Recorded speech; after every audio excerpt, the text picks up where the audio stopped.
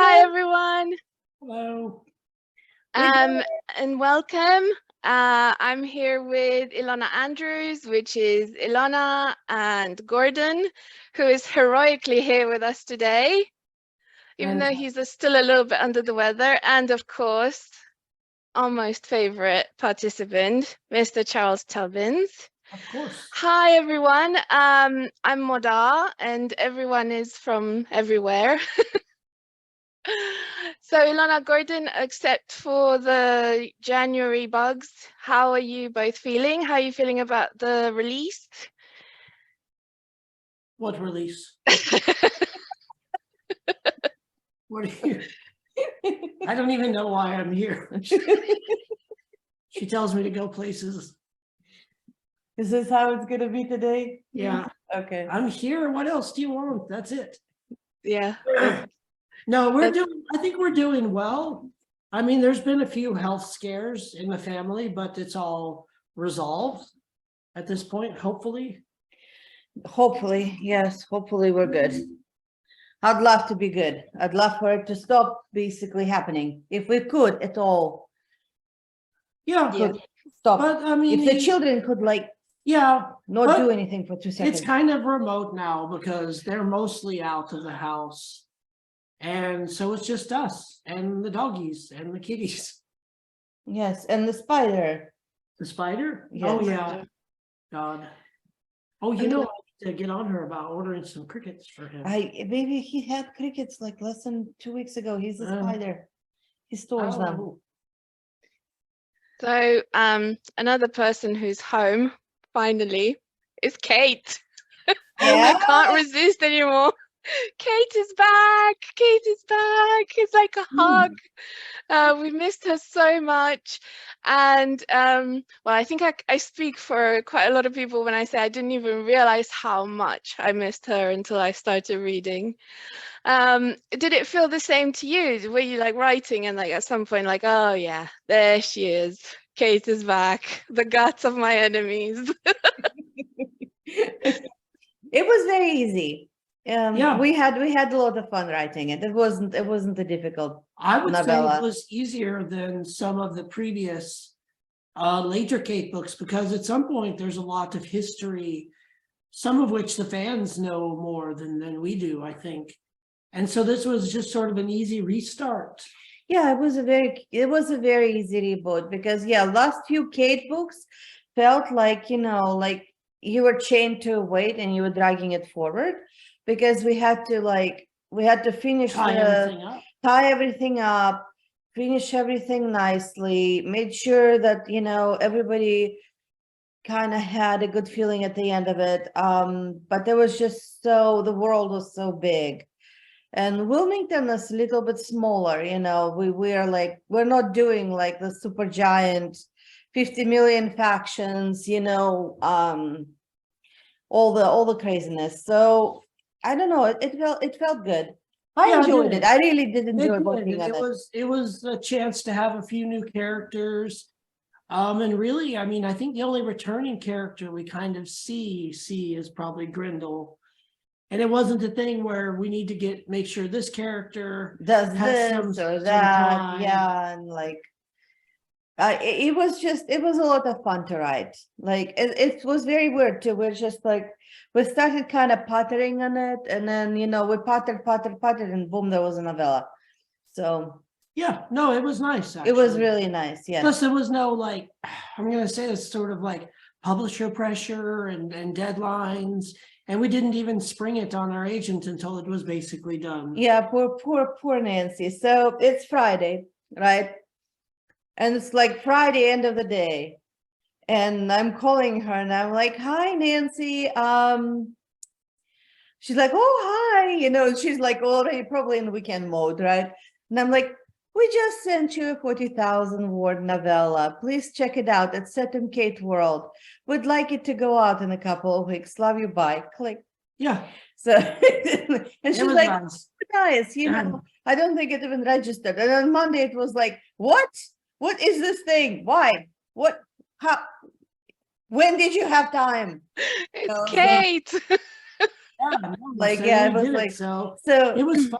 That's probably the plan from now on. Well, although now she kind of put the cold Oh, water no, on she that. put like, so we had to have like an agency meeting regarding all the sales and all the What things, we like, would have called in the South, they come to Jesus meeting. yeah. To some extent, during which it was said, things were said in a very tactful, in the most polite way, such as like, let's have like a 6-month lead time. Or at least 3 months lead time Yeah. before we basically, let's not do that again, so, But it was fun. yeah. It was fun to work on something that nobody knew about except for us. And when we finished it, we would just be like, here, this thing is done. Yeah, we, Which is we're gonna probably try to do it again. Yeah.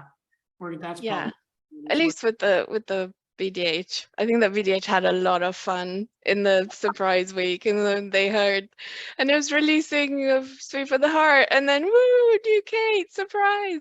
yeah, I mean, Um, time we released it, it was done. And so that's kind of the plan, yeah. we're gonna work on it again. We're gonna work on the next one. We are. And it'll just be done and Well, unfortunately, it will not be quite as much of a surprise. yeah. and Because when you say next one, do you mean next one in the Wilmington series? yeah, Yes, we have a sort of plot. yeah, we have some semblance of a plot, yeah, but the pre-order should go up probably next month. Okay. So So then we're back to like, oh, yeah, it's but deadline. we're looking at a larger pre-order period, so it will still hopefully come out, we're kind of probably looking at maybe beginning of summer for it to come out. Because we have to give them a heads up this time to like do all the stuff they do, our agency, as opposed to just slipping it under their door. Like, here it Yeah, is. here it is, So one of the wonderful ahead. reasons why this is working out so well is because the shorter works, the novella, Yes, it's 40,000, another novella. half novel sized works, right? Allow us to have a shorter commitment to it, but still allow us to budget for the year. And this is part of the reason why this is working so well. If we're able to basically, because we don't know like how long one of our secret projects will take. We don't know how long Q2 will take. We don't want to be stuck there writing for 10 months with no income. You know what I mean? Yeah. So that is part of the reason why the Kate novellas are working so well. We can basically work on it. It's a relatively short production time for it, and once it's done, we're clear to go on the longer projects without worrying about how we're paying the bills. And Yeah, and another upside of this is that we can give it to Nancy and you guys can have it within 3 or 4 months, as opposed to sometimes publisher. you turn in a book to a publisher and it's like a year and a half, depending on their schedule, when you guys get it. And it's like, I don't even remember, did we write that? I have no idea.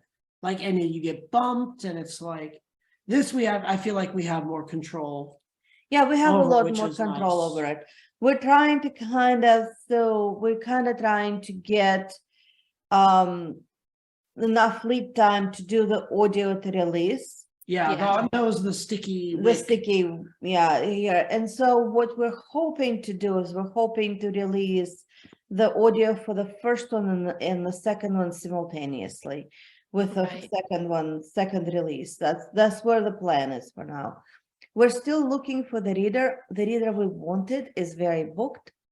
So we're not sure if we're going to be able to like jump into her schedule or not. Hopefully we can figure something out. Someone's asking, is Derek going to be in the second novella? Yeah. No. No, but the Wilmington cast, kind of, you want to keep it separate for now? You sticking with Wilmington, people in Wilmington? Yeah, we're laying a lot of groundwork there. There will be a surprise guest from Atlanta, but that's all I'm gonna say. Yeah, but you probably it's not somebody you've seen before, and it's gonna be fun, I promise. Right. So there's not. Hello? Oh no, someone asked what happened to Rodman. I think she started her own studio, and I'll be brutally honest, at some point it became an issue of what we could pay. No, it's not so much even the payment, although her rates are high. Yeah, her rates You know, are it's high a for us. combination of things. So one, she really slowed down on recording. She was mostly doing studio, Yeah, I think like she she ran the moved studio. Yeah, I think she moved more into like running the audio The studio. second issue was that she voiced so many of our characters, they began to blend, and we got repeated complaints regarding that. And the third issue is, and I'm, you know, as much as I hesitate to mention it, Kate, it still sounds like she is 20s, and Renee does not at this point, you know, for obvious reasons. Life, unfortunately, does not stand still for us the way it does For us as much as it does for Kate. Yes. So, We'll find, but by the time of the first and second audio, we will find if we it's will not the one find, person, yeah, we need someone somebody who's who really can. good. So we need somebody with a really good voice who can basically deliver the aggression that Kate has, but at the same time not go over, you know, over the top on the delivery of the one-liners, because Kate is a lot of times deadpan, you know. So it's that thing where sometimes people do it kind of to use the word Joss Whedon style, where it's like it's over the top. It's like one liner. You know, I delivered a line. I delivered another line. We don't want that. You know what I Someone was mean? saying the male audio narrator for you, Steve, right? Yeah, He's Steve great. West. Yeah. Oh, Steve he's West, absolutely he's great. Yeah, no, amazing. no. When Super Hugh 2 good. is done, we're going to be hopefully bringing him back. And that is one of the other issues with it. So we not only we have to write the novel, right? But we have to coordinate the audio reader. We have to make sure he has a hole in his schedule where we can basically schedule everything. And so like the plan is to try to start work on Hugh 2 this year. When it will be published, we can't tell you. Yeah. You know, because we just don't know how long it will take, and we don't know what's the audio availability. Yeah. That is basically really, really, you know, kind of in there. The schedule. But so there's no fixed dates for anything, but just to recap, because I can see people are still joining. There's another Wilmington series in the works, scheduled roughly for beginning of summer, and then you're doing a Hugh sequel maybe for the rest of the year, and there's not yet exact dates for the audio. Yeah, we're not sure if Hugh 2 is gonna come first or if Maggie is gonna come first. We've been wanting to work on Maggie for a long time. We have. Maggie. And if we, I feel like if we do the second Wilmington series, it kind of gives us carte blanche to work on. Yeah, to work on Maggie a kind of passion project, so we can basically knock that out.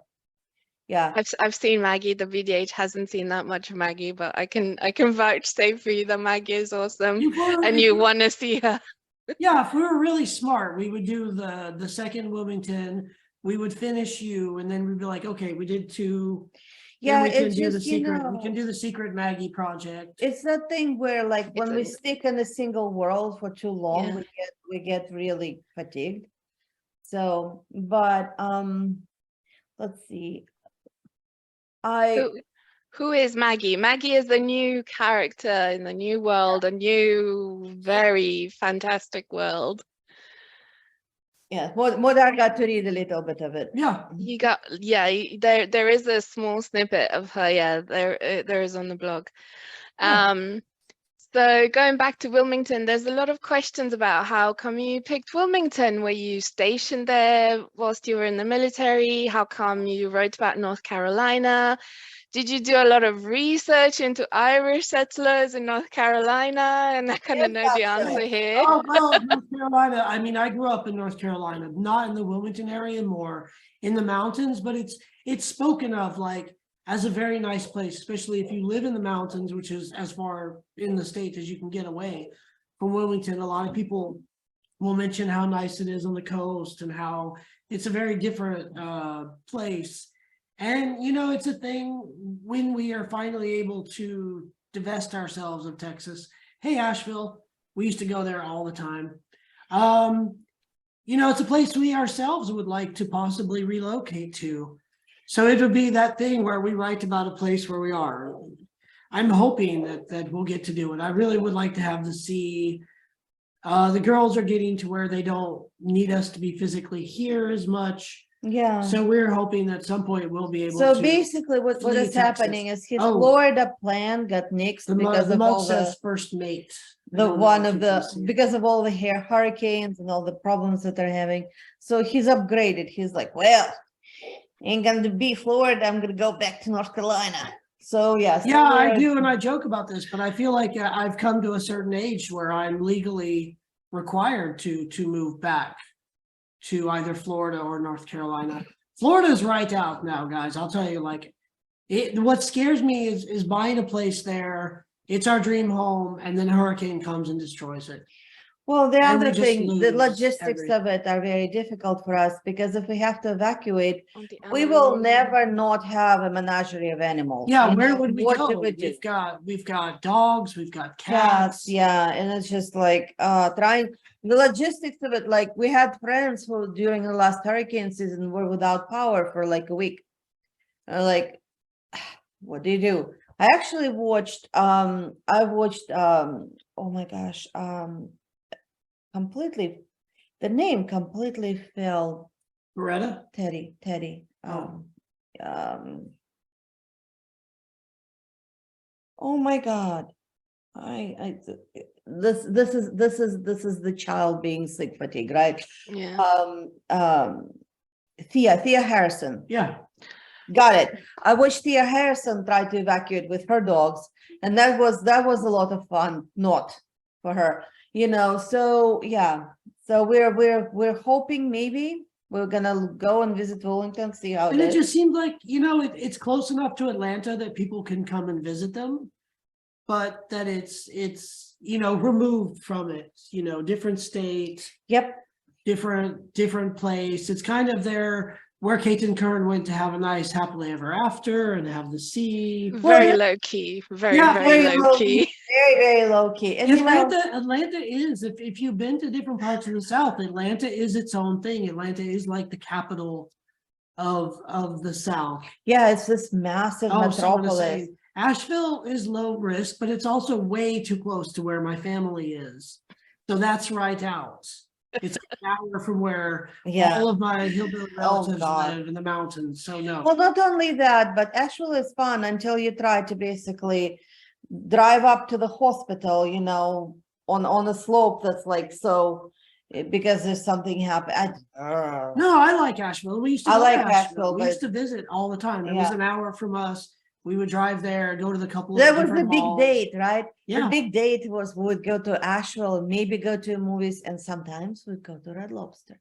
Yeah, Yes. there was like a couple of malls. We would go to the mall. There were Biltmore, several the times. Biltmore The Mall. Biltmore Mall. Yeah. We would, a lot of times we had a very small theater in Silva, Jackson County, North Carolina.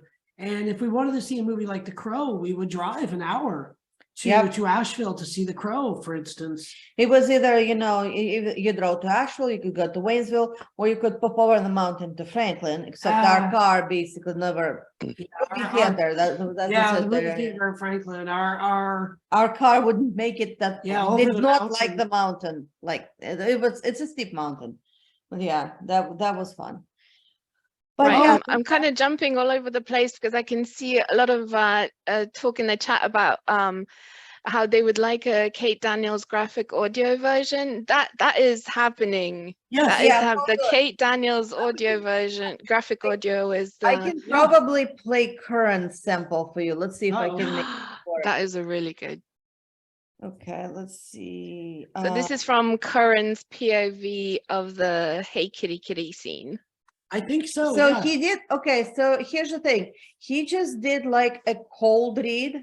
Yeah. Basically, they gave him a bunch of lines, so he didn't really, like, he doesn't have the context for it. Let's see if I can, And I think if I saw a message from the devs on Facebook, I think the pre-order is gonna go up in February for like a March release of Magic Bites. It's still not exact in the dates, but that's kind of the timeline.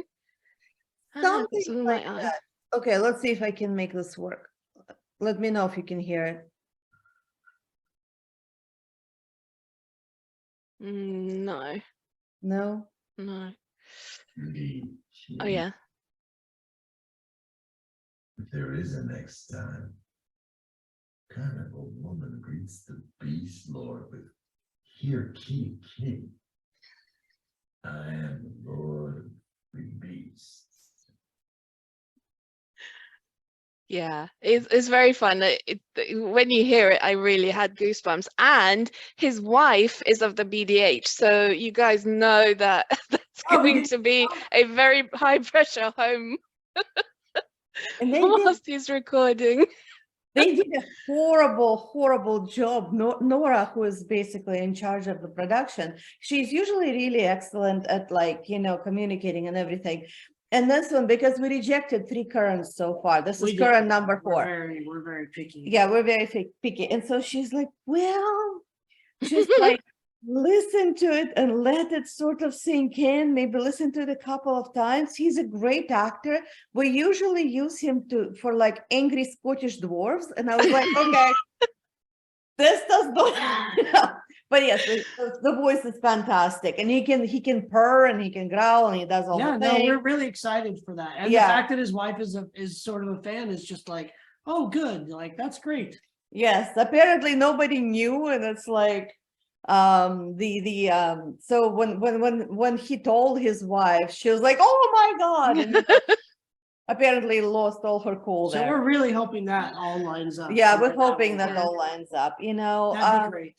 they're doing really they're doing the absolute best. Modar has a lot more information on it than we do, because we kind of had to delegate because of all of the stuff that was happening on our end. So Modar was very closely involved in the adaptation of Magic Yeah. Guides,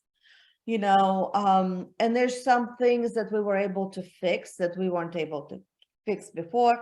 Like, for example, Magic Bytes still uses shape changers, which it should be shape shifters, because Yeah. that became kind of the industry term over years. But Yeah. and shape changers is difficult to say. Yeah, it does Where really shape flow. shifters, like, it flows, yeah.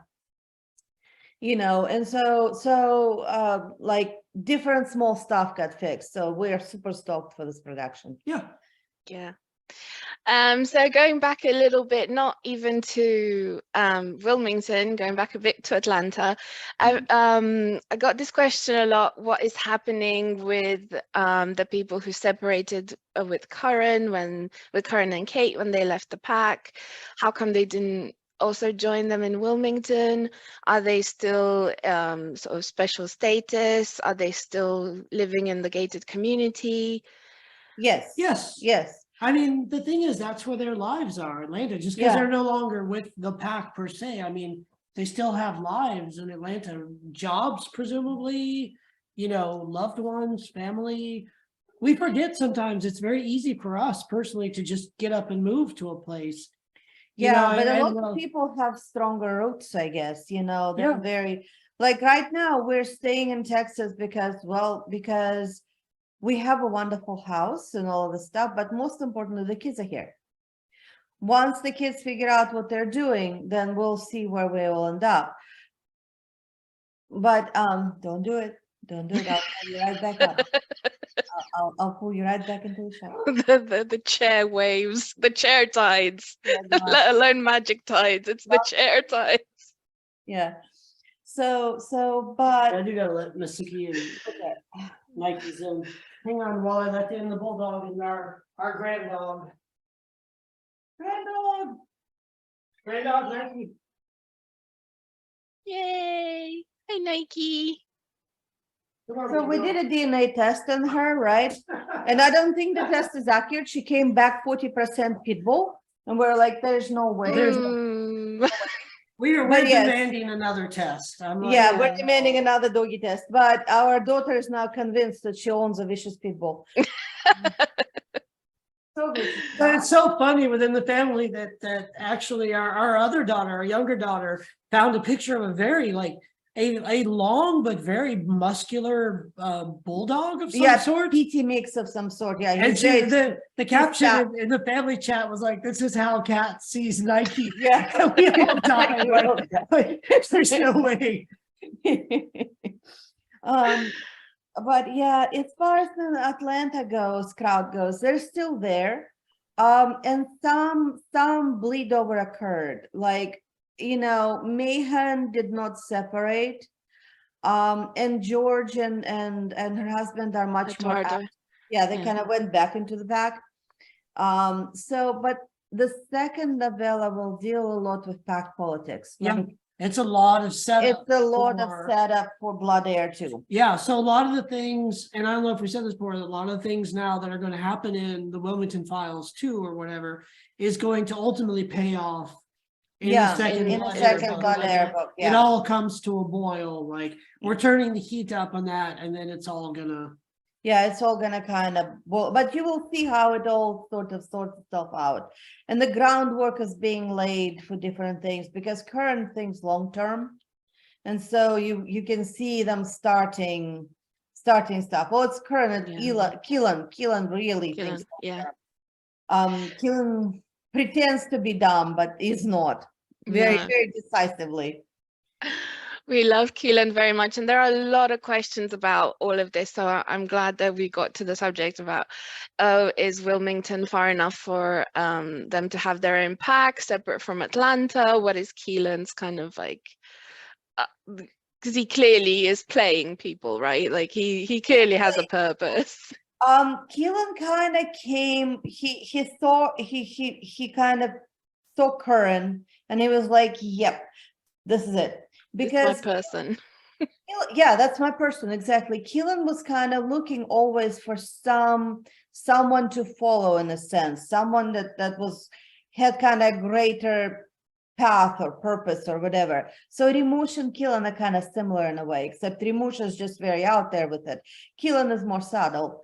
But when they sent him off to Wilmington, which is still in the pack territory, when they sent him off to Wilmington, they then started sending him renders to train. So there's an entire generation of really badass young people who think Keelan is the crap, right? He's like, this guy's a shit. What he says goes, which was incredibly short-sighted on Jim and Dessandra's part.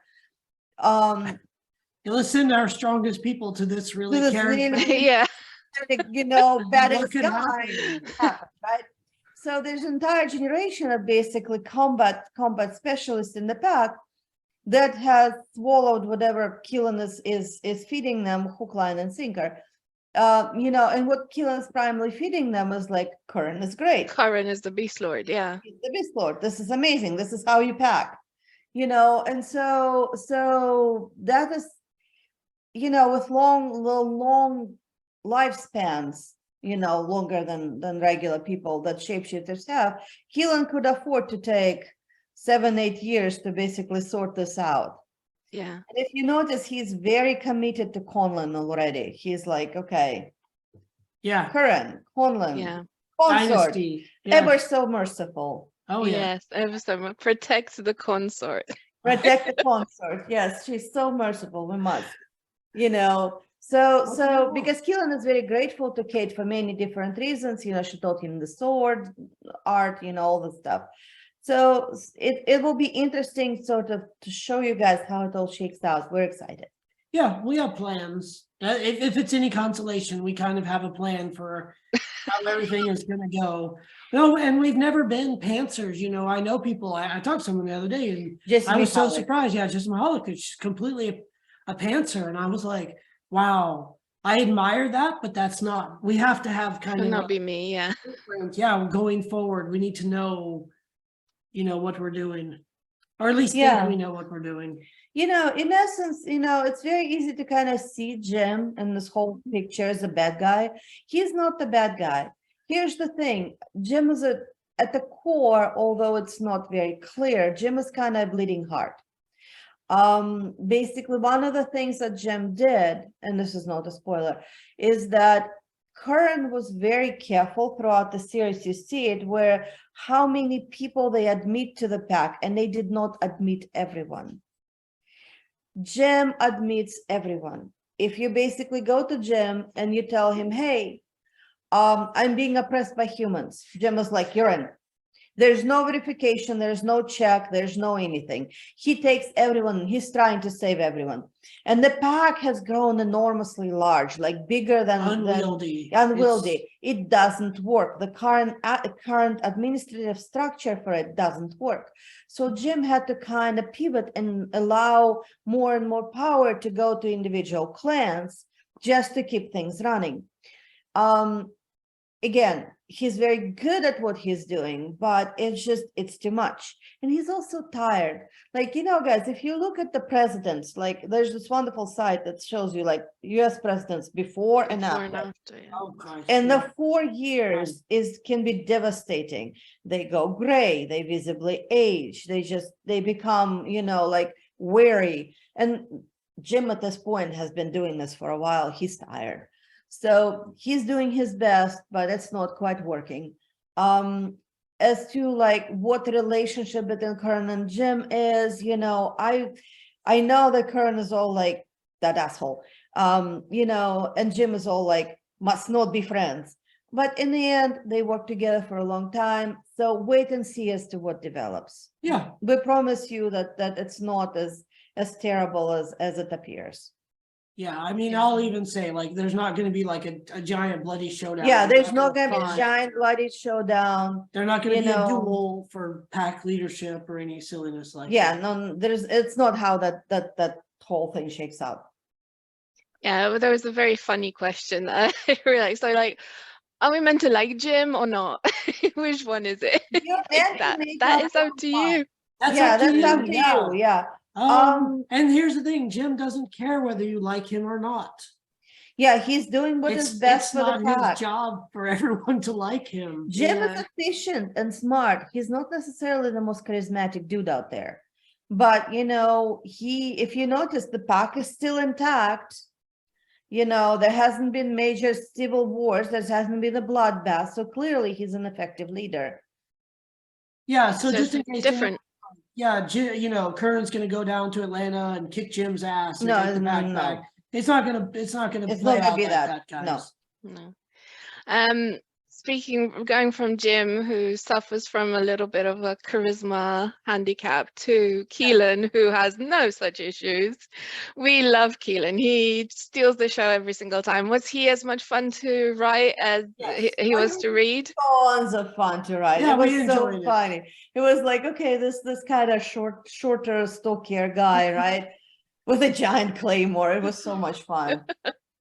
And the whole bit where she's riding on the road and he crawls out of the basically rushes, at the edge of the river, and she looks at him, she's like, Oh no. don't see me, please. Like the consort, and then he has to like jump into the corn for a little bit to have Just to calm excitement. down. He needs a moment. Yeah, he needs a moment. It was Yeah. so much fun to ride. Yeah. There's really, really funny bits with him in the second one, where he's like, don't do this. When we see some magical weirdness, we don't poke it with a stick. We ask the consort. And the consort is like, okay. And Yeah. please, consort, tell us what this is. She's like, I have no idea. And like, so how are we going to proceed? She's like, well, I'm gonna poke it with a stick. So that's kind of how, Keelan is just a lot of fun. He is loads of fun. And we were wondering about sort of his background and him being like from the Irish werewolves, and people were really interested if maybe Derek has kind of the same roots. Derek is different. They're different roots, different mythological origin, different type of werewolfing. Keelan is actually the descendant. He's what he says he is. He's descendant of the werewolves of Ossory, which is really interesting. If you get a chance, like read up a little bit on Ossory. It's a real historical thing where like, yep, there was a werewolf kingdom in Ireland and they were amazing fighters and they were very badass, and so he's literally in our mythology, he's descended from there, right? Derek is an entirely different thing. Derek acquired, well, he became a werewolf, but also he acquired his powers in a different way. And that's something that might come up either in the Blood Heir, or we might do a short story that kind of sort of shows how this whole thing took place.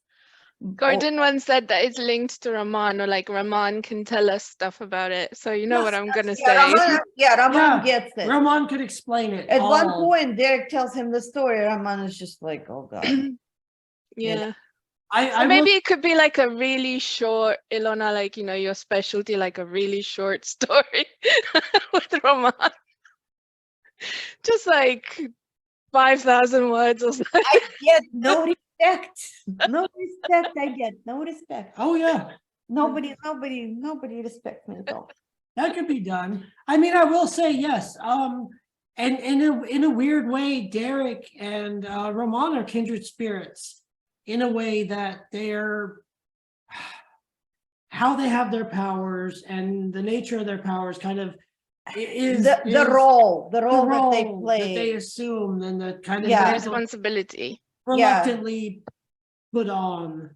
Yes, because when you look at the Raman, what is Raman? Well, he's a priesthood god, blah, blah, blah. But what Raman is a he is a almost this combination of like clergy and psychologist and basically enforcer.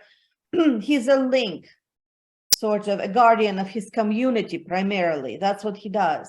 He's basically trying to, like, on one side mitigate Chernobog from doing weird crap, but also on the other side, he's actively protecting his people against basically the darkness, against unclean things. It's like he even bitches about it in one of the books. So it's like, I think it's the Kate and Kern Get Married book where Yeah, he's Magic like, Binds, oh, yeah. when there's a wedding, you know, call the so-and-so, and no. But yeah, when some Neshi stole a kid, you know, and Yeah. is dragging him into the sewers, yeah, Get Raman, yeah. come on. Yes, someone was asking Ramon was an army ranger. Yes, Ramon is an airborne army ranger. Yeah, Hua. But like he is very, very true to character. Like if you have sort of an Eastern European father or some like sort of figures, like masculine figures like that, he is very true to how those guys view responsibility and stuff. Yeah. Like Yes. that's how I perceive it. Yes, Raman is basically, he sees that, okay, so I know that it completely does not work physically, right? But you know how Harrison Ford in later years had that weary, just fed up with everything kind of attitude that he portrayed in film? That's kind of how Raman is. He is just like, oh, he is put upon continuously, you know, to do his things. So we're not planning on letting Raman go. We actually, believe it or not, before when Kate ended, we suggested a Raman novel to Ace, and Ace passed. Yeah. They just wanted more Kate. Yeah. They were not interested in like a tie-in or a spin-off. They wanted more Kate. Yep. Well, they're lost. You guys kind of missed out. But we're not planning on not working with Raman. Yeah. Yeah. So there will be, because that is obviously a continuous question. Will we learn what happened to Derek? Will we learn what happened to Derek and how he transformed or gained powers? And yes, we that's will. more of a Blood Heir 2 territory. Right. Not this year. We need to, if we're doing anything in KD world this year, it will be Hugh, because you guys been waiting for a long time, and I think we can now kind of tackle it. Yeah, and that's why, like, if there's something about Derek or something about Roman, it's probably going to be put into Blood Heir, because we can't, like, we have to be very careful about what we work with. Yes. You know, what we're writing, you know, when it gets out. So like you Dumbray would be like a separate thing. And then a lot of the ancillary, like Atlantic characters will be put into the Blood Heir.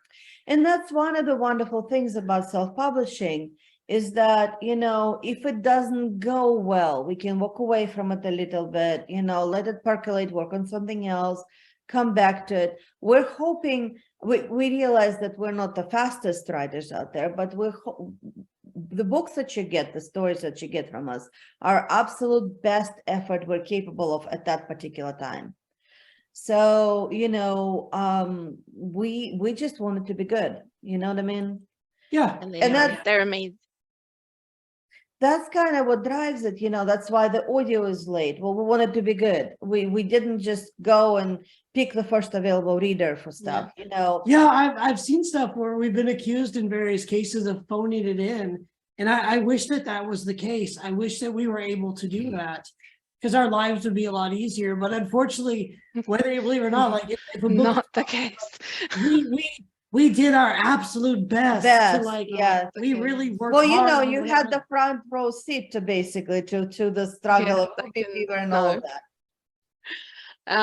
So there is a little bit of the way I see it anyway is like a blood air, because it was the pandemic and because everyone was suffering and everyone was begging to go home and see their loved ones. You kind of wrote Blood Air and Julie, and now kind of you're filling in the timeline. Like Julie was a little bit out, like it was a skip It was in. premature. This was not the plan. Yes. The plan was not to do the blood air, but unfortunately, like I can't even explain how much basically fear and scariness and all this stuff that was just suffering we got in our inbox. Like Yeah. it was, I think people felt very alone and very scared and isolated, and they would write and they would say things like, I can't see my mom, she's in ICU, I just need something. And it was like, oh, we have to do something. And so one of the things we did is we put the Innkeeper, like a collected edition of Innkeeper, the first 3 on sale for like basically nothing, right? I think it was like 99 cents or something like that on Amazon for a while, right?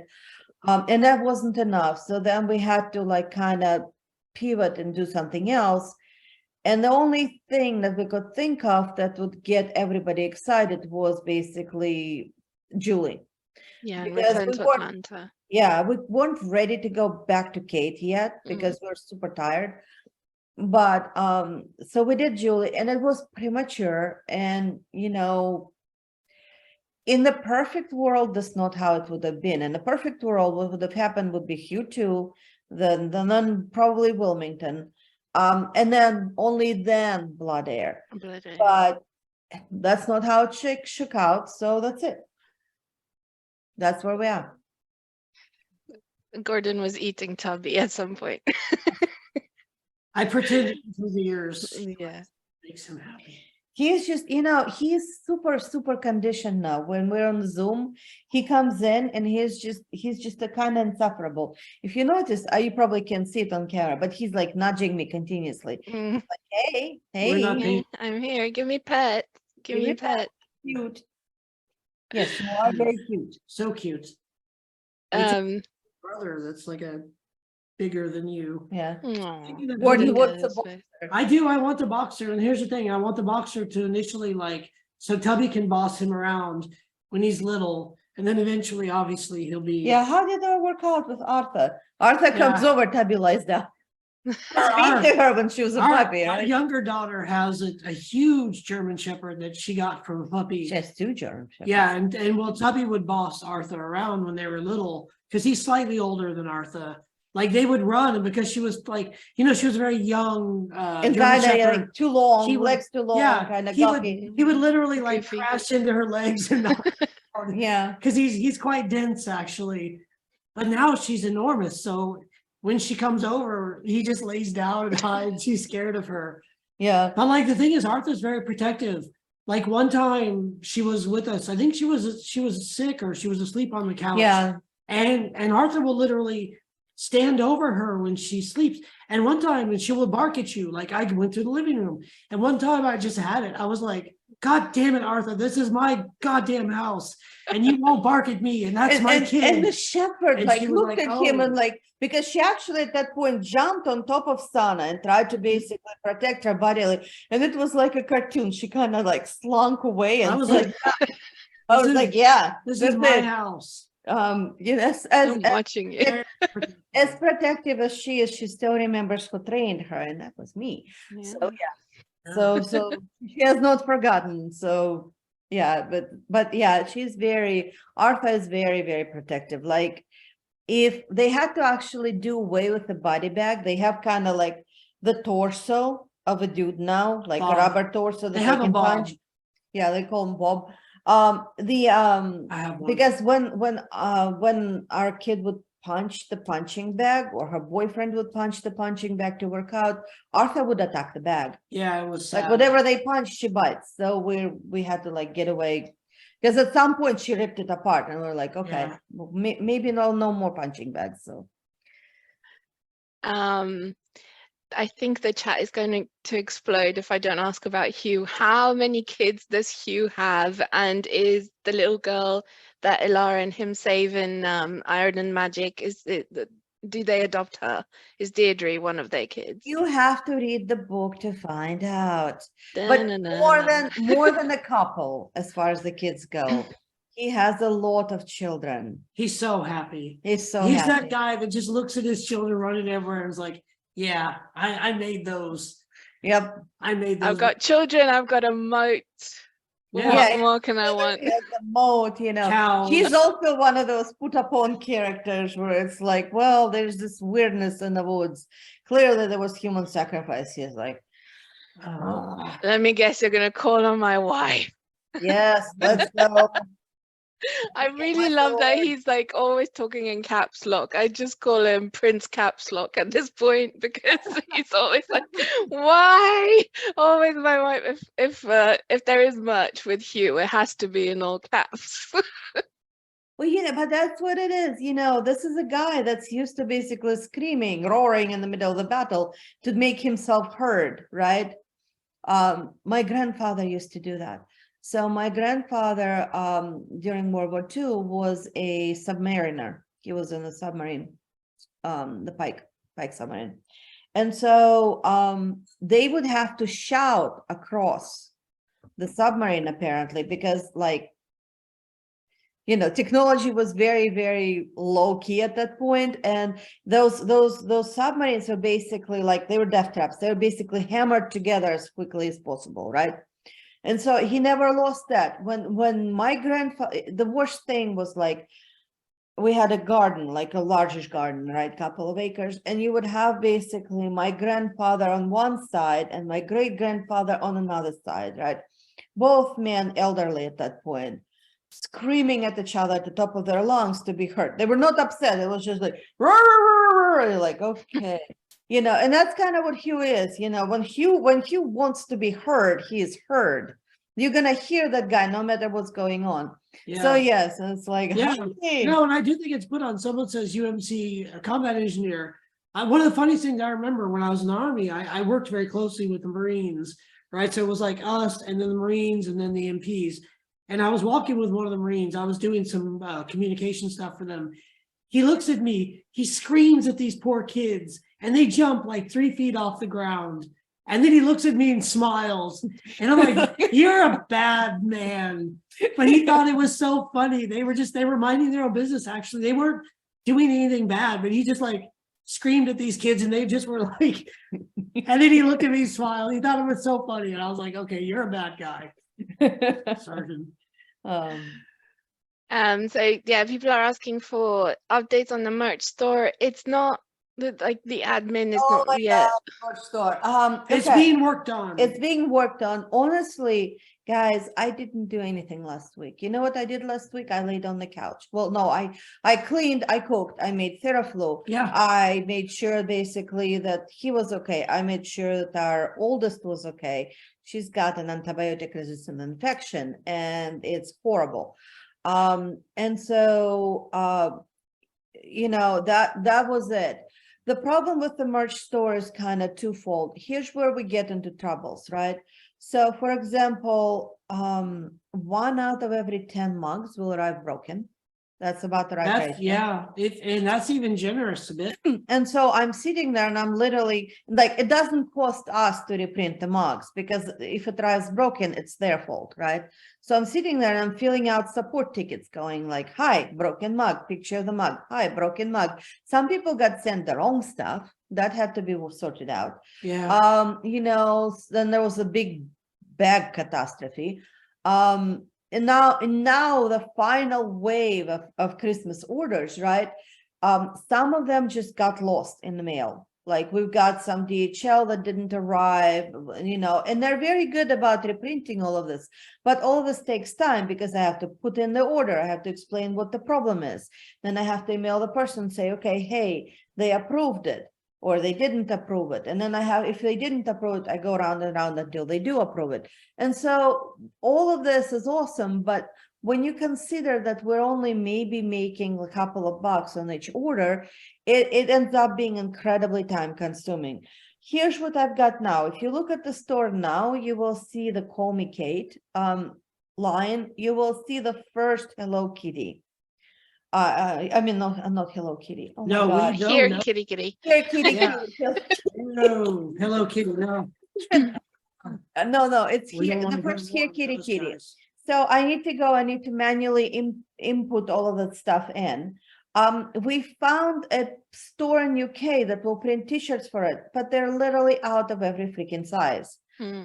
So we're waiting kind of a little bit to see if that populates and they basically restock their stuff, because we don't want to open the store and then UK people will be like, we can't order anything. Order. Yeah. So we're sitting waiting on that. You're not alone during the agency session, right? Sarah Younger, who's the other senior agent at the agency, was like, hey, I really wanted to order a sweatshirt for my mom, and you close the store. I was like, I can manually. She's like, no, I will No. wait. I still think we should. I You think we know, should just get one for But Sarah. I don't know the size or anything. So we'll just have to, we're trying to get all those ducks in a row and get it running. But ultimately, like I will say this, it's nice to have the store and I'm really glad everyone likes it.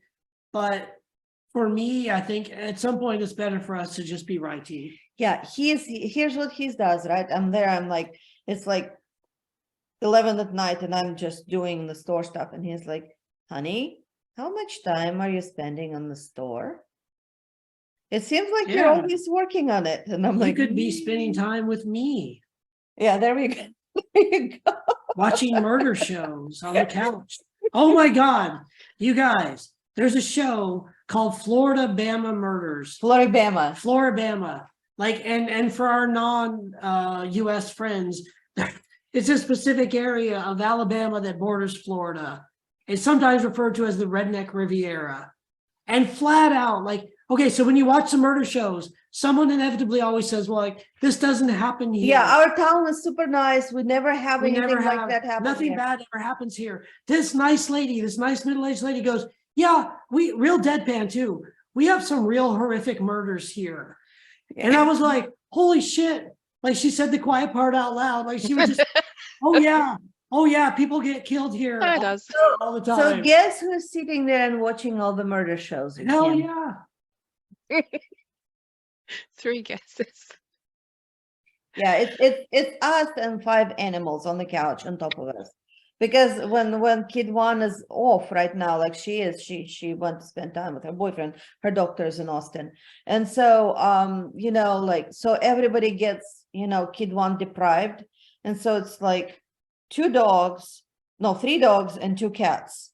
And there's no room Yeah. for anybody else on the couch. Like Oh. I end up like buried under there somewhere. So 3 dogs, 2 cats, and murder. and murder, so much murder. Favorite murder So much murder. You know, my favorite was Kinda for a while, and then Kinda transitioned into this thing where they weren't his cases. American he- Detective. Yeah, American Detective, that's super good. Snapped is always super good. Accident, Murder, or Suicide, that one's pretty good.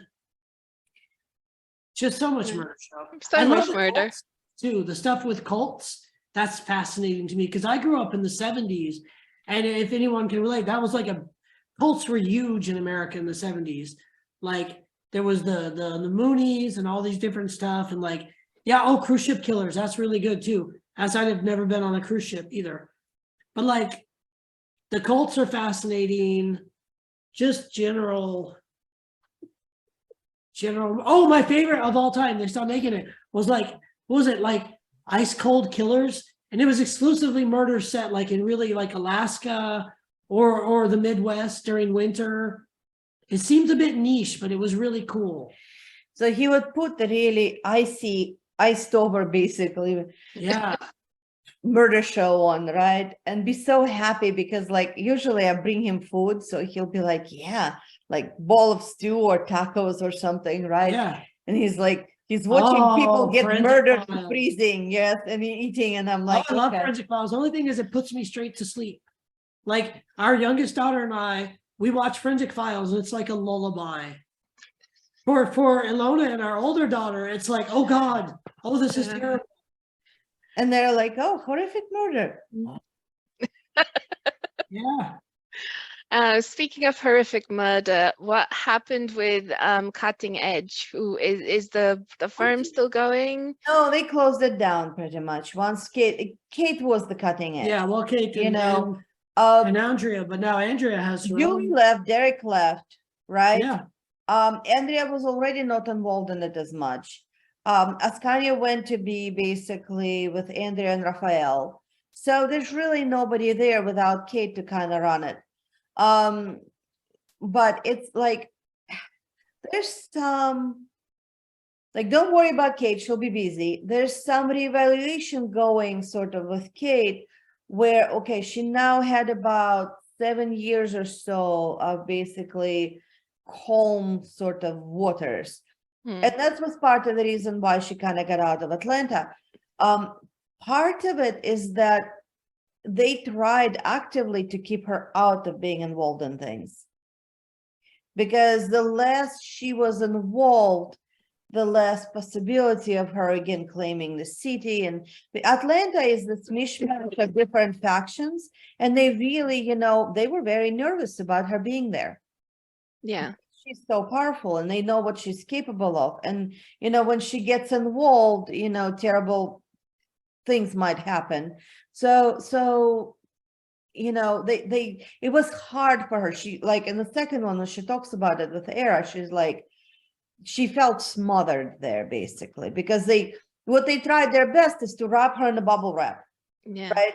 And at the same time, you had Gastic and his Golden Legion, which they're still all in on it. They're like, we're the Golden Legion. Just her Golden Legion, where they kept trying to basically put her on this wonderful pedestal the way they did with Roland. And that is just not a place she Not wants. going to work. No. And also for Conlon, it was fairly impossible for him to have a normal life, a normal childhood. to just be a little boy. Yes. Yeah. If you notice, he is doing really well in Wilmington. He's like, having pirate adventures and making friends, and he's not. He's got his dog. He's got his doggy, yeah. So he's got the fort he can explore. So he's having fun, and he should have fun. He's a child. We loved his POV. Are there the future Wilmington books? Will they also have split POVs with Conlon and? Yeah, I think so. I think to see how he sees, it's almost a new way to see Kate and Kern through his eyes, like, because they're not Kate and Kern to him. That's just mom and dad. Mom and dad, yeah. Yeah. Because like at some point he like deadpans and the thing is like, well, mom was a witch when she wanted to, and you're like, ooh, I wonder what she did for him to make that remark. You know what I mean? So I think it's a lot of fun to mess with him. And we really loved sort of the parenting scene, sort of Curran sitting him down and explaining about leadership and setting a bit the boundaries.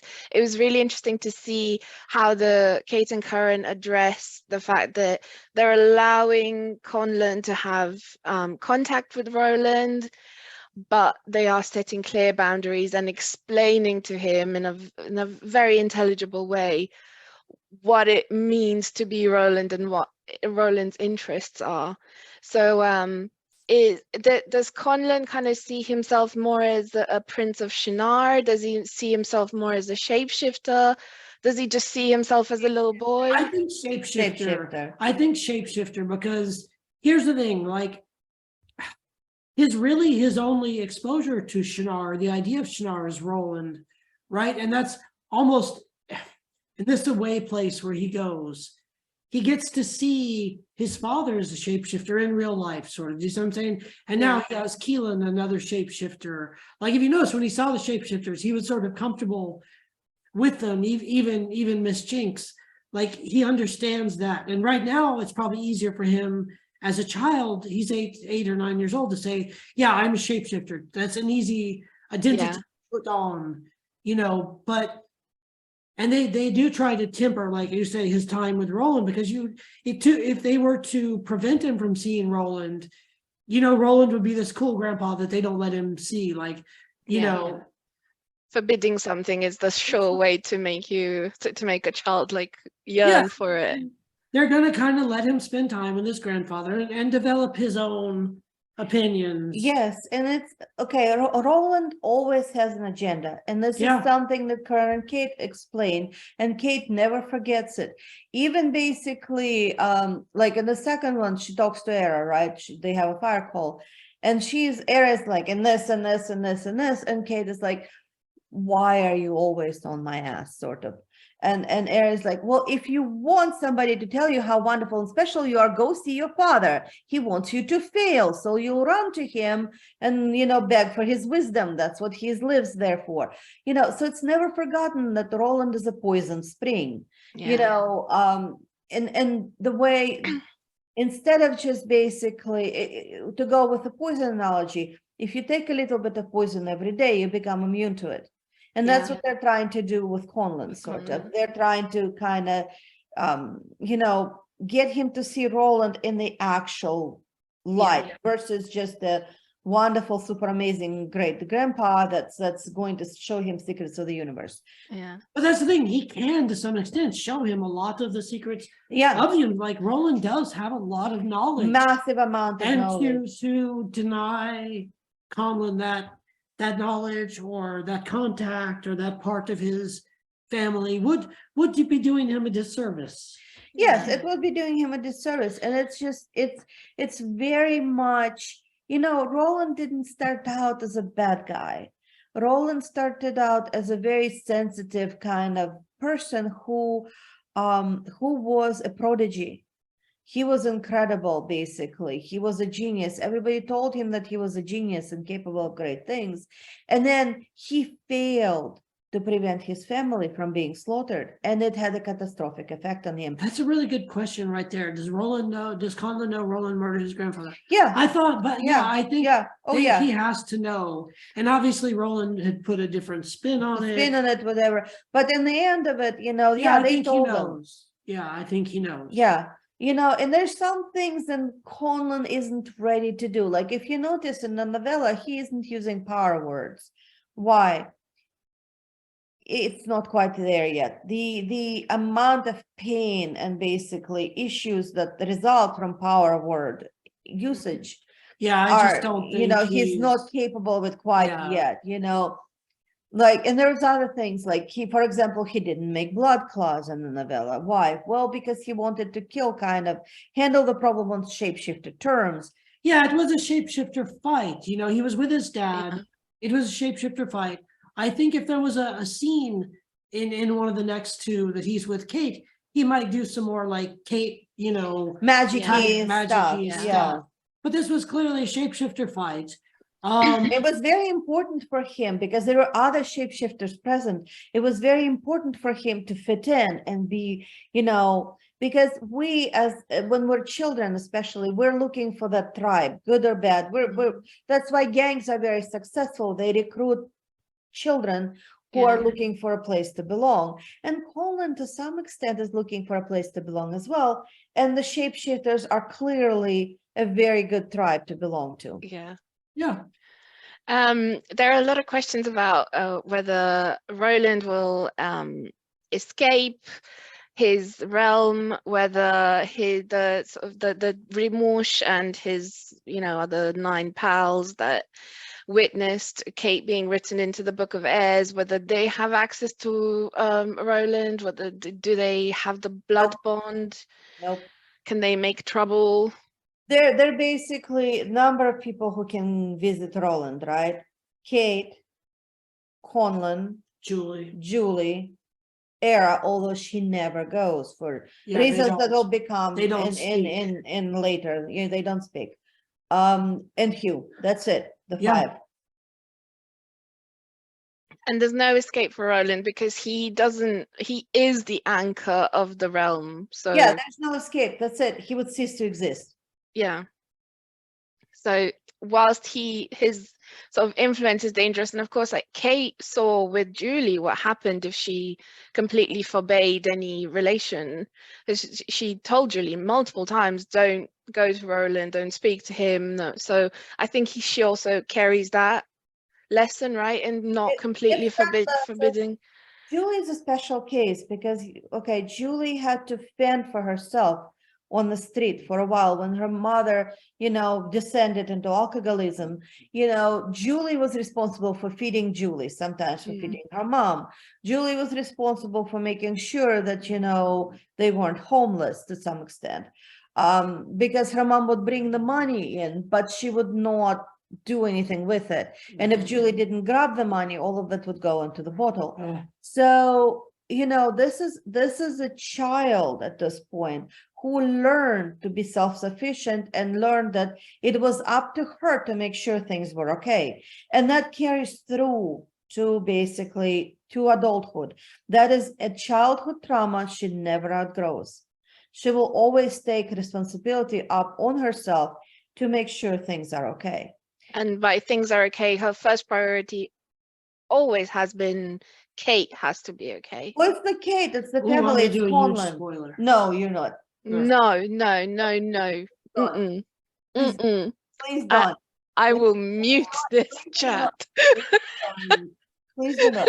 No, yes, you could. You have the power, but I please do. don't. Please don't. Let's save some stuff for the All books. right, all right. Resist. Be strong. Resist. Fine. You're gonna eventually have to tell them though. You already told them once. That's it. As once is Yes. enough. We're not Yeah. doing that Fine. again. That's it. Save it. Save it for impact in the novel. Save it. That's fine. Delayed gratification. Yes, exactly. That's what I was going to say. Delayed gratification. Force. Where were we? I completely forgot. Yes, Julie's person, the way that Keelan's person is current, Julie's person is Kate, right? And that Yes. she will do whatever it takes, Well, including and also she's and very Connolly. attached to her because it's a brother. Do you see what I'm Yeah. saying? Something that she never had. She wishes she had, and so now she has one. And yes, the surest way to make Julie drop whatever she's doing is to do something bad to Colin, and she will come and she will basically rain whatever holy hell she can, Yeah. So going back a bit to how Conlon sees his parents, so there was a bit of confusion about how physically how Kate and Curran look. So Curran has lost the divinity attributes, including his height. He's back to just regular Curran, yeah. Back to regular Curran, but of course his age and his lifespan is impacted by the fact that Kate and Conlon now love him, and they have the ability to prolong the life and the sort of wound resistance of everyone they he love. hasn't aged. Kate kind of hasn't aged. He hasn't aged. Kate yeah. probably looks about 28 or so. They look like you would see them and think that for some reason that they had Conlon when they were very young, but they didn't. I think that's part of the reason, like initially in the story they made, and it may cause them to be judged a bit later, even as it goes on, as Conlon himself reaches adulthood, people may look at it and go, God, how young were your parents when they had you? Yeah. This is ridiculous, Yes. Or how long have you had that dog? And you'd be like, oh, since I was a baby before I was born. And people are like, no, that's not, That's possible. not possible, but it is possible. Grendel has a nice part in the second one because there's some fighting and Grendel gets to be involved. Yeah, I was actually talking to them. I regret when I did the final fight, with the piggies and the minotaurs, that I hadn't had sort of Grendel Hulk out a little bit. Yeah, but and do he his could thing. be But protecting. yeah, he was inside, protecting regular people inside, but So I'm gonna have to rectify that in the second. Yeah, there's gonna be more Grendel time. Grendel Yeah, time. More Grendel. Yeah, sometimes, you forget, guys, like, it's almost like, oh gosh, I wish I had done. Yeah, but at the time you're trying. So when you're writing, right, we were always taught, right, and we kind of just ended up having it as our philosophy, is that you tell the reader bare minimum to make the story make sense.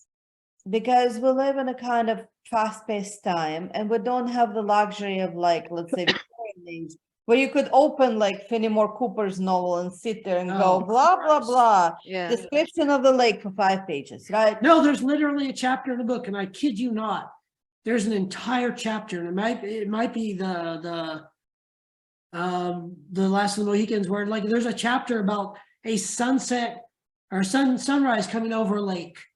I mean, it's a goddamn chapter of the book, and you're like, okay, get to the, I Get want to the monkey, yeah. the knife fight with the big frontier trapper guy and the You Native need, American. have you read it recently? Oh, it's been years. Oh, it does not hold up. Really? Yeah. Well, But that's the thing, like we are so conditioned to make sure that we basically kind of keep it lean and mean, right? To the point to where, like, it was so funny. Somebody was criticizing something. I don't remember. I think it may have been innkeeper, right?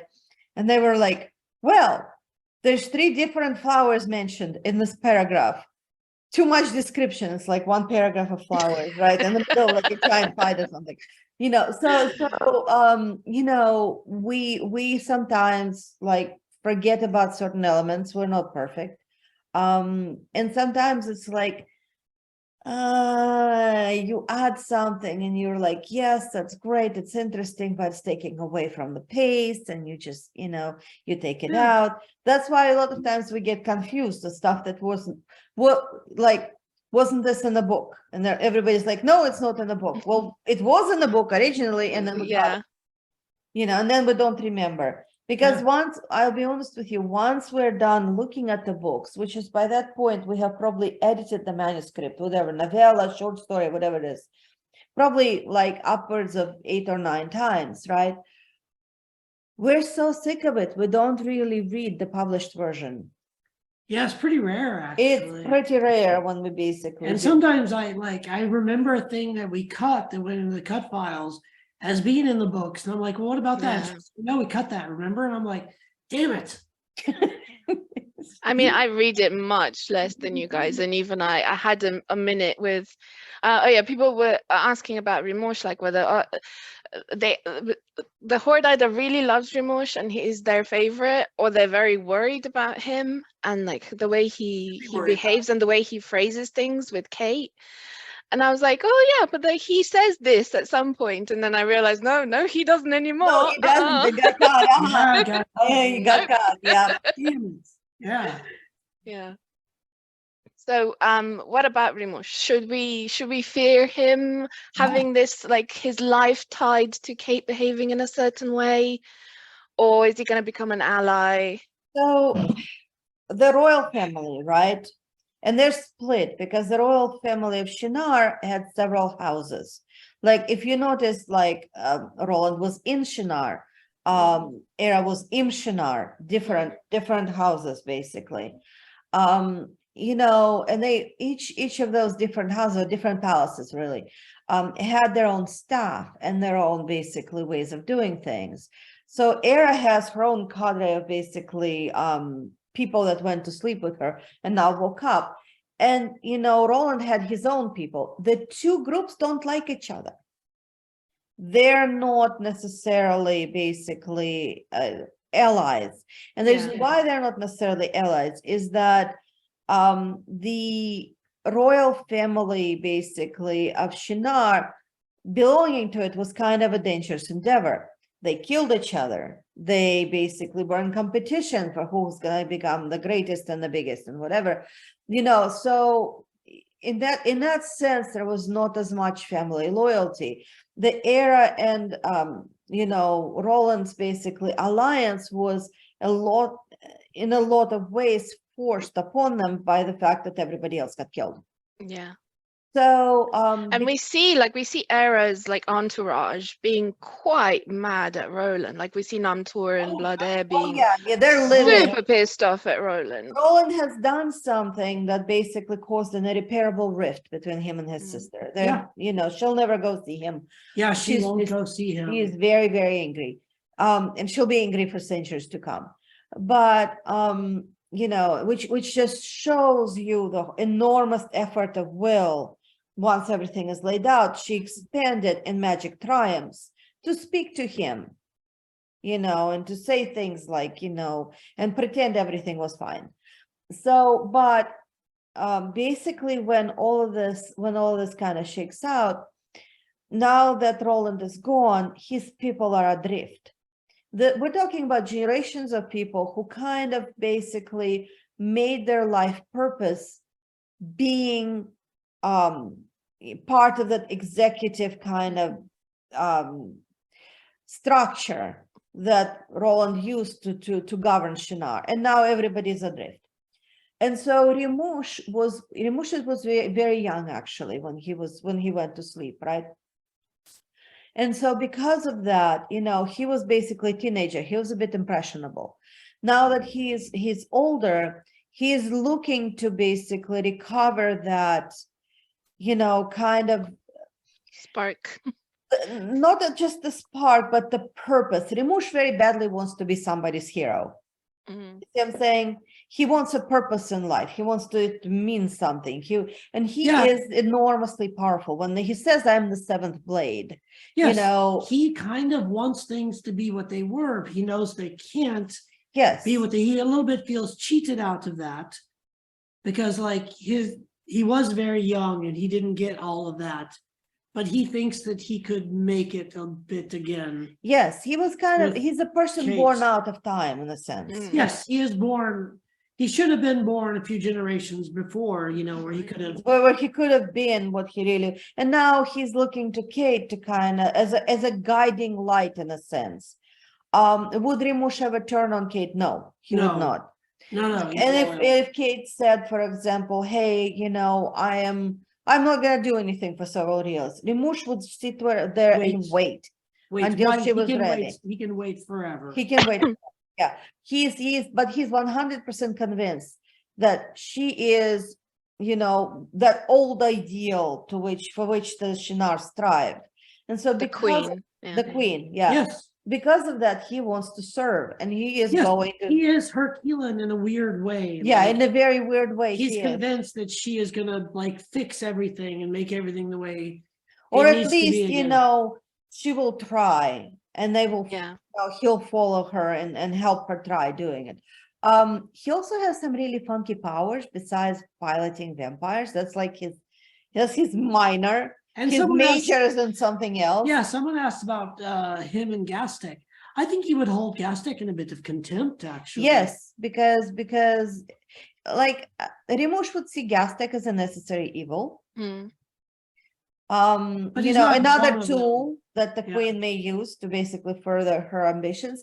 But Gastek serves because he wants immortality. Yeah, right. Rimush serves from moral conviction, and that will probably make Rimush regard Gastek in a slightly derisive manner. Yeah. Plus, it's just the fact of their ages, and it's just like there would be conflict there if that ever happened. But Rimush is undercover, right? Like in the farm, Barrett doesn't know who he actually is. Barrett has no idea. Yeah. Barrett has zero idea who he is. Because people are asking, well, how can he be loyal to Kate if he's loyal to Barrett? And he's not loyal to Barrett. He's embedded in Barrett's farm because that's where his father put him. Yes. Do you see what I'm saying? But he is there to sit there basically and inform his father on what Barrett does. Barrett is very dangerous. Like when Hugh says that he's dangerous when he's smiling and when he's not, that's Hugh doesn't say things like that lightly. Barrett is a very dangerous dude. Okay, if we had to cast him, it would be Tom Hardy. Right. Okay? Yeah. Okay. Where it's and the Tom Hardy from Legends Where Yes. the Cray brothers. I'm here to fight. Yeah, Yeah. he is basically, he has that violence simmering under the skin and everything. And yeah, oh gosh, the Cray brothers was just so I like the biased one with and Hardy, and I like the ugh. one from when I was much younger, where it was like, I think it was a guy from like Spandau Ballet or something. Yeah, And then the thing, it was really good, but they're both good movies. they're both good movies. They portray kind of a really bad time, and it's just like just the discrimination, just the brutality of it. Yeah, Gosh, the old London Hardmen, the gang. yeah, the old London Hardmen, like God, they hated each other. If you were a little bit different, they hated you, and it's just like, oh my God, it was Kate I and don't know. Kern chaperone a field trip. That would be funny. That would be hilarious. I think Kern would do it. And you know what? Kate would put on a sundress and go and chaperone and do And all be the the stuff. PTA. Yeah. Yep, would absolutely do that. um what what is happening with ERA and the federal government? That was another like really big discussion point. Is ERA like not really in charge of New Shinar? Is she just the watchdog of the feds? What? No. Okay, so there's no. okay, a lot of this will come through later, but in the very briefest terms, the federal government has had a chance to kind of recover and rebuild because the initial crisis, if you noticed, weakened the federal government to a great extent, right? They're now basically kind of rallying up. They've been building up for a while. They're rallying up. And so they're reaching out to different places and powers and people, trying to basically kind of regain their former structure and power. So they're making deals. They made a deal with Anjuman. They made a deal with the order, right? So down the road, the order will get federal status. Okay. They're also reaching out to random powers, and ERA happens to be such a power. ERA never wanted to rule her own kingdom, kind of. She consciously stepped away from that, right? And so the whole Shinar situation, view it as a way of like kind of underground federal installation, basically, that is Right. happening in California in an effort to control that region and basically sort of prevent powers that were anti-democracy, anti-basically United States government that wanted to make their own kingdoms and their own fiefdoms from emerging and causing a massive trouble. That's what ERA is doing. ERA is basically, she's not necessarily taking orders from them, Yeah. but she has made a certain deal, which is Right. part of the reason why municipal powers are coming to see her, To join.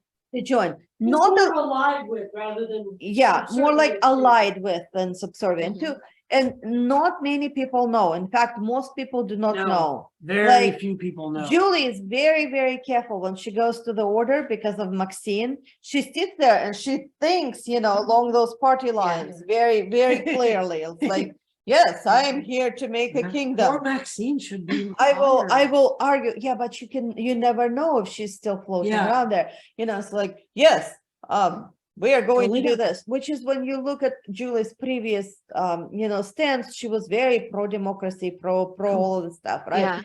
So she's right, towing this Galena. party line, which is something that comes into play in Blood Air too, because Blood Air too, because at some point Derek is just gonna ask her, what the hell is the deal? Yeah. And And Nick really, really grilled her, like, whoa, well, you just come and did you do it all to be a princess and get dressed in gold? And she tries and tries, but Uncle Stupid Head. Circles around it without Yeah. saying it, right? And without Yeah. even thinking about it. She's just Yeah. trying so hard, but it's like you don't appreciate that conversation until Blood Air 2 comes around, because it's like clears out a lot of things. Yeah. And whilst we're in Wilmington, are we going to find out a bit more about, well, the specific question was, will we find out more about how Dissandra and Nick got together? I don't know if this is We a hadn't really thought Wilmington about that, thing. yeah. Yeah, That's it more may of a be blood blood heir. heir That's thing. more of a blood heir. Yeah, thing. they're kind of We they're have that set of that characters. separation, so that's a blood Yeah. heir. Okay. Because they're already together in Blood Air One. To clarify things, Julie does know about the deal with federal government, guys. Yeah. Julie was educated in Atlanta in a very prominent liberal arts school. You know, she is not gonna come out in favor of totalitarian government or really even monarchy.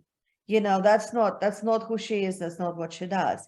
But will she sit there and faithfully toe the party line because that's what she's supposed to do? Yes. Absolutely. Yes. She has no problem lying. Like, unlike Kate, who has a problem lying, right? It's like, it's just very obvious. It's like her little save during the farm was like, oh my God, you know, oh, I was supposed to flinch, damn it.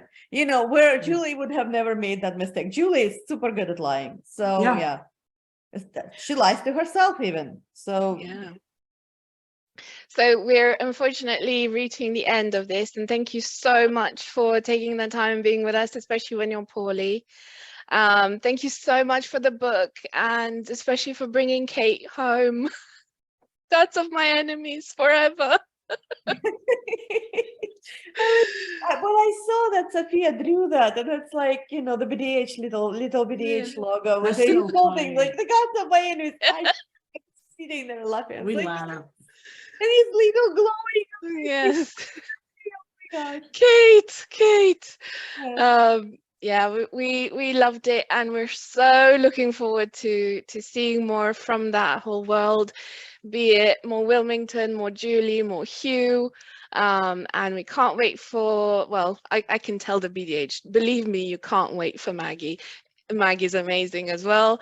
And thank you so much for all the work that you put in, also with the merch store, and all the fab designs that are going to wait for us. Yeah, it was wonderful, and being with Kate again just really felt like the bad times never happened. Thank you so Yeah. much, Modar, for moderating Yes. and being so awesome. And We really appreciate Modar it. is the reason why we know where we are and what we're Yeah. doing and when things That's happen true. and And all what of we're that supposed stuff. to be Yeah, what we're doing. supposed to be doing. Yeah. And no Guys, That's thank you not so much for true. coming to see us. We really appreciate you all. We're so glad that, you know, you came back to see Kate again. That was awesome. Yes, and thank you for being with us for a small part of your Sunday morning. Yes. Well, Yay. I hopefully know it's wherever it early. is. We're sorry, but Okay, well, everyone sends thanks and lots of love, and we're gonna see you on the blog this week. Okay, bye-bye, everyone. Bye, everybody. Bye.